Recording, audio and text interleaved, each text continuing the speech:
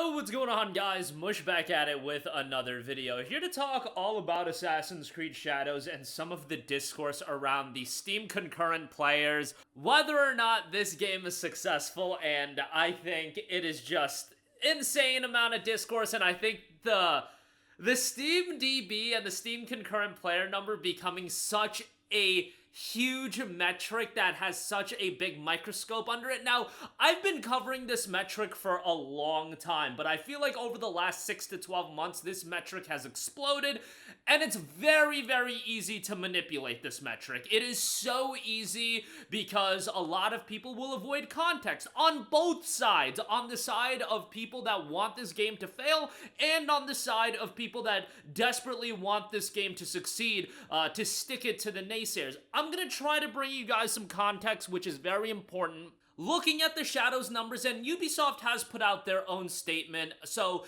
let's start off with that, and at the end of this video, I will talk about my personal opinions of the game playing it. I'm just not crazy about the Assassin's Creed games of these days, but again, I'll talk that at the end of this video. Now, Ubisoft has said that this game has cracked 2 million players.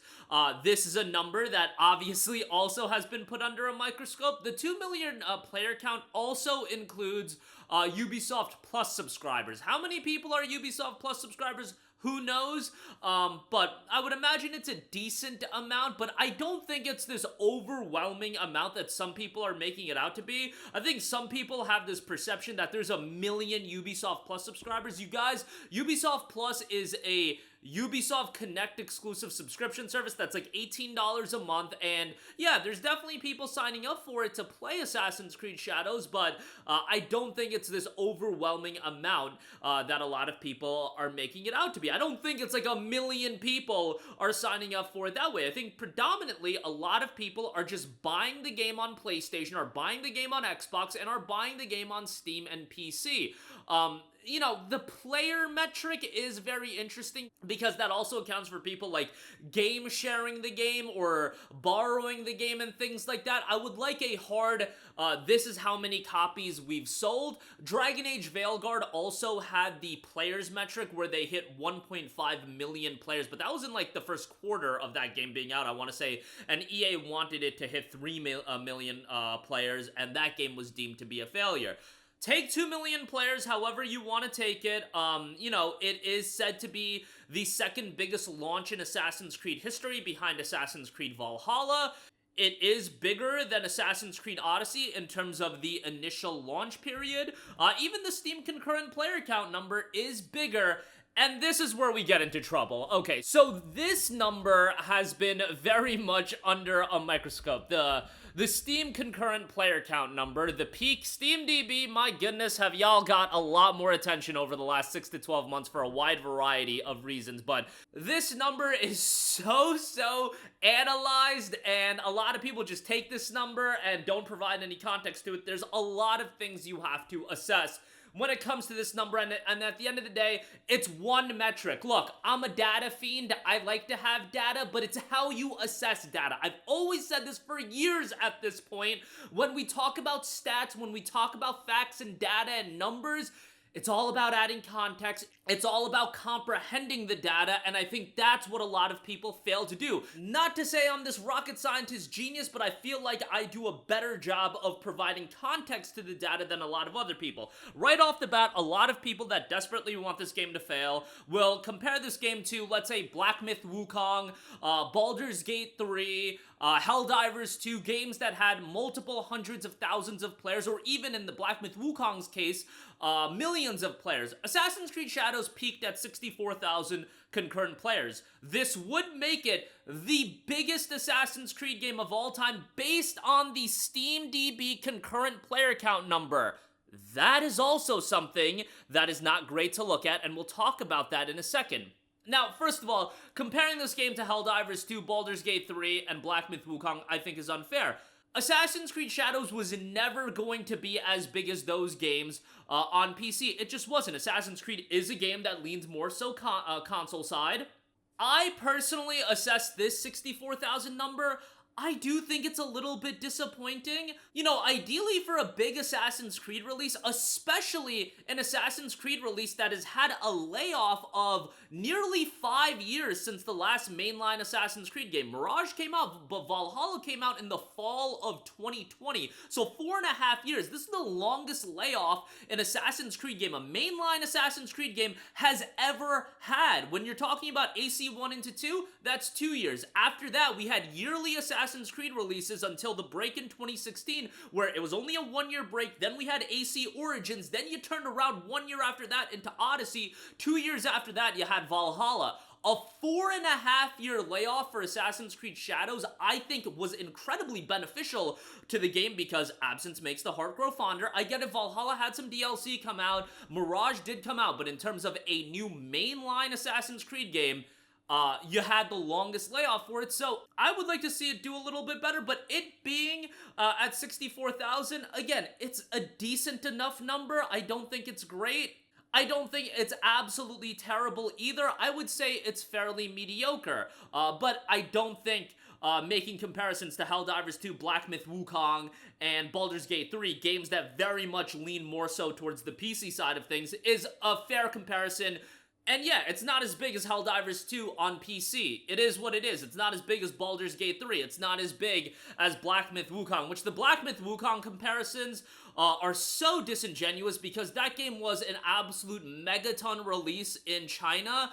Taking that game's 2 million concurrent player, like no game, I shouldn't say no game, Palworld replicated it, but very few games are going to be able to replicate that level of success. But 64,000, I do think is an okay number. It is not blow away. It is not absolutely terrible. I think it's okay, leaning towards the bad side of things. Yes, I would go that far. It's okay leaning towards the bad side of things. It's in the lower bound of what I would say would be acceptable. I would say ideally a game like Shadows, a good number would have been 100k, 1 to 120k I think would have been pretty good.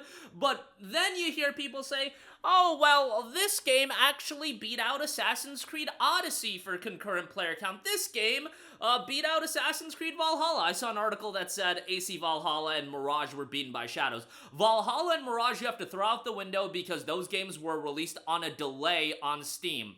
Again, I guess some people are just not aware of that, or they just choose not to be aware of that, but those two stats you have to throw out the window. Then you talk about Assassin's Creed Odyssey, which, that game is beloved, and Assassin's Creed Odyssey, let me pull up the number real quick. It's not like it was absolutely blown away, by Shadows, but Shadows did end up beating it. Assassin's Creed Odyssey peaked at 62,000 concurrent players 6.4 years ago, and that is the key information you have to take away. 6.4 years ago. It is a different ball game. PC gaming has exponentially grown since 2018. These numbers that we're digging up from 2018, 2017, 2016, it's just not fair. And why is that not fair? Again, because of the growth of PC gaming for these games that used to be more console-centric experiences. And you want me to pull out an example for you? Let's go back to 2017. What did that year's Call of Duty release peak at? 19,406 concurrent players. That's Call of Duty World War II. What did Call of Duty Black Ops 6 peak at in the year 2024?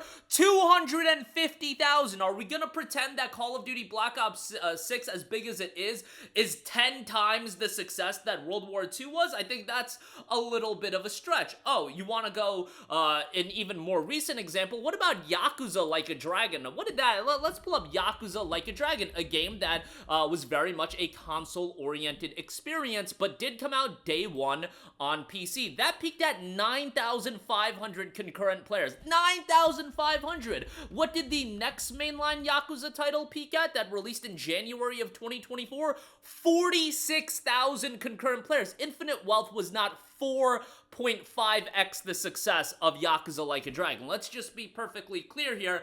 That is more so to showcase the exponential growth of PC gaming over the course of the lockdown And I would say in the last 4 to 5 years, where a lot of people did pick up gaming PCs and started to play more console-centric experiences. A lot of for years and years and years, yeah, games like Dota, CSGO, those games would do incredibly well on PC, but over the last few years, you've seen this explosion of more console-oriented games doing very well on PC. Look at something like Monster Hunter World and Monster Hunter Wilds. Now, World did have a delayed release on PC, to be fair, but World released on PC at like 380,000 concurrent players. Wilds, you're talking about that game cracking 7 figures, and Wilds is a bigger game than World, but let's just be real here. These number differentials, I think, showcase, yes, in some instances, a growth of the franchise and the growth of that entry of the game, but also it very much showcases a growth in PC gaming. When you're talking about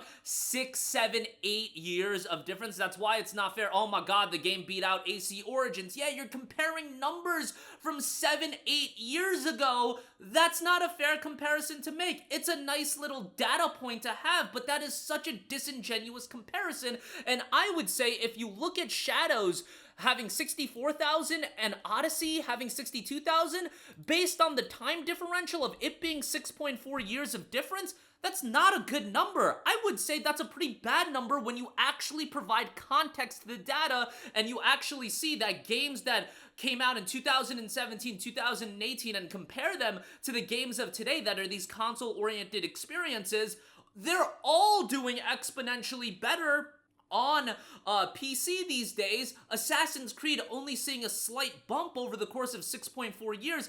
I would say that's actually an indictment to Assassin's Creed and how that's doing in the PC market. At the end of the day, I would say that Ubisoft games also do face more of a negative stigma to the PC gaming audience than the console gaming audience. I think that's real as well. It's a lot of different factors that you have to take into account, but I think if you just look at the Steam numbers, which is the most concrete data we seem to have, because we can talk about the player number, you know, the 2 million player number. I don't like that player number metric.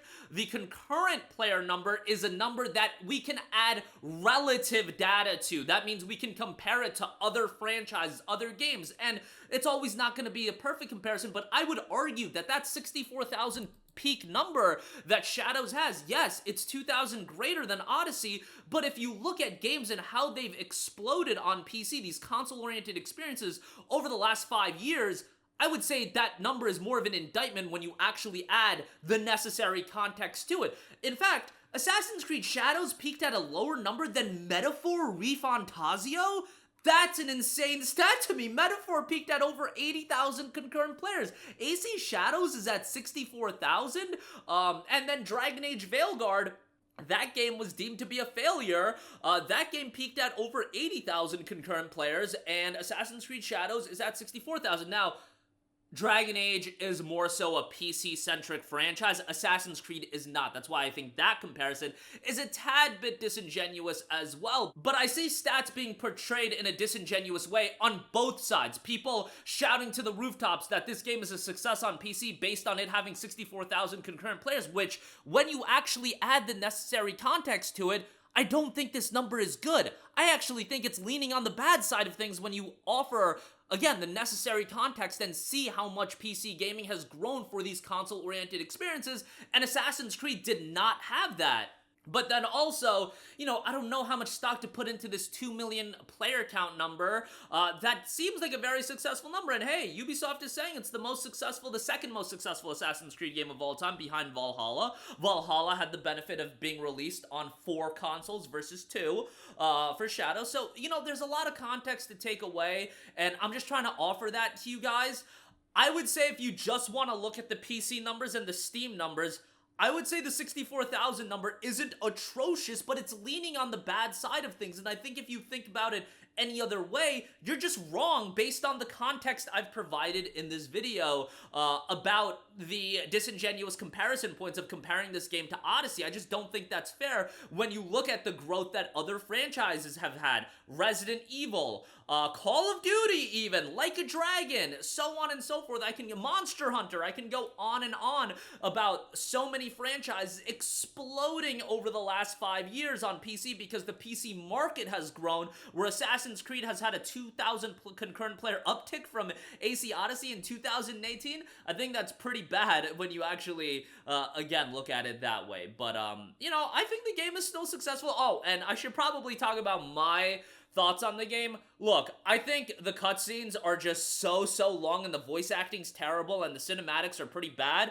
The world is gorgeous, and it's the Assassin's Creed experience that, if you like Assassin's Creed and what it's offered over the last few years, if you like that gigantic open world with a lot of points of interest and a lot of content to do, you're gonna enjoy the game. They do Feudal Japan, I feel like, from an environment standpoint, really well in that game. It's gorgeous from a graphical standpoint, and if you like Assassin's Creed, you're probably gonna really like the game. Like, it is what it is. I'm not crazy about the newer Assassin's Creed style of games, but I do think the game, as far as an open world game, I think it's a great podcast game. Like, I don't really give a damn about the story and the cinematics and the backstory and all this, but, you know, to kind of just have the game running, go through the open world, explore it that way, and then listen to a podcast at the same time and do a bunch of the content. I actually think it's really enjoyable from that standpoint. But that's not the style of experience that I think most people are going into having with Shadows, that it's just a game to play while you listen to a podcast. But that's my opinion, and I'm not crazy about the newer style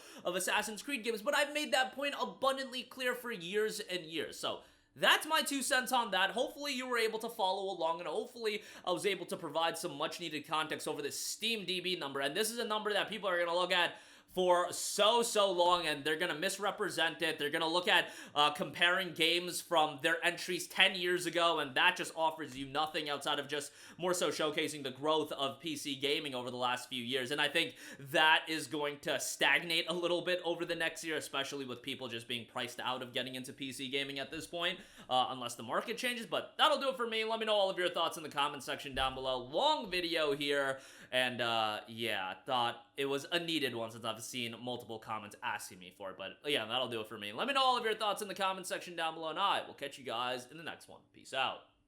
Hey, what's going on, guys? Mush here again. Hope you enjoyed the video. As you guys might know, YouTube's notification system is sometimes a little bit wonky, even if you're subscribed to the channel. Maybe you're not abundantly aware that I uploaded a video. To remedy that situation, make sure you hit the bell notification button. This way, whenever I upload a new video, and I try to upload as consistently as possible, you will be notified directly of the upload, and you can watch it as soon as it goes live. I would really appreciate if you guys hit that button so you can stay up to date with all of the content I'm posting. But as always, guys, thanks for watching, and I'll catch you guys in the next one. Peace out.